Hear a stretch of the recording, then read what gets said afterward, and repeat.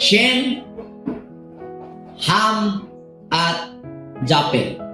So ito ang mga anak ng kamalayan na nangangarap ng kapahingahan. Madaling salita, walang baha na naganap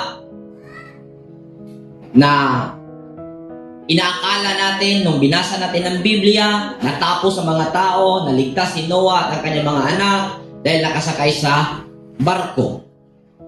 Lahat ng iyon ay ating napag-aralan mula sa Hebro at ating nakikita at base sa realidad na pag-aanalisa, naunawaan natin na lahat ng iyon ay puro may ipapahiwatig.